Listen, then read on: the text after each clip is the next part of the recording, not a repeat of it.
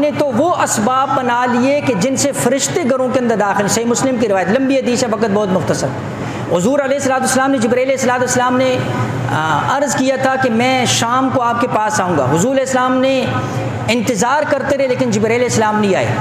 آپ علیہ الصلوۃ والسلام پر اتنا گراں گزرا، اتنا گراں. جب اگلے دن آئے حضور علیہ الصلوۃ والسلام نے پوچھا کہ آپ نے آنے کا وعدہ کیا تھا، آپ کیوں نہیں آئے؟ تو حضرت جبرائیل علیہ الصلوۃ والسلام نے عرض کیا لا تدخلوا بیتا فیہ کلب ولا سورا. فرمایا ہم اس گھر کے اندر داخل نہیں ہوتے جس کے اندر کوئی کتا ہو یا کوئی تصویر لٹکی ہوئی ہو.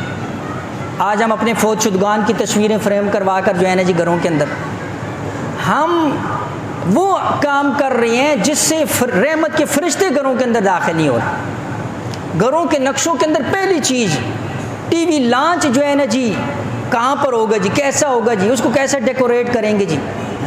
کسی گھر والا یہ نہیں سوچتا کہ ایک چھوٹا سا کمرہ عبادت کے لیے بنائیں، اس کے اندر میرے بچے، میرے میویاں بیوی ذکر کریں گے، رمضان میں اعتکاف کریں گے، اس کے اندر مل کر کوئی تعلیم کا حلقہ لگا دیں گے، ایک چھوٹی سی لائبریری بنا دو جس کے اندر قرآن حدیث کی کوئی کتاب رکھ دو، بچے اس سے جو ہے نا جی تعلیم حاصل کریں گے. نہیں، ایک کنال کا گھر ہوگا لیکن اس کے اندر 5 فٹ کا جو ہے نا جی مصلی کی جگہ بھی نہیں، مخصوص جگہ نہیں ہوگی.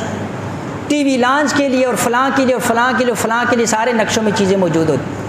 پھر گلہ کیا کرتے ہیں کہ ہماری اولاد بات نہیں مانتی ہے جی، اولڈ ہاؤس میں بھیج دیا جی، گھروں سے نکال دیا جی، اور ماں اور باپ کو ایک کمرے کے اندر جو ہے نا جی بند کر دیا ہے اور کوئی پوچھنے والا نہیں ہے، نہ ان کی بیماری کا کوئی پوچھتا ہے. تو یہ چیزیں ہیں، یہ اسباب ہیں. اللہ جل شانہ سمجھ کر عمل کی توفیق دے.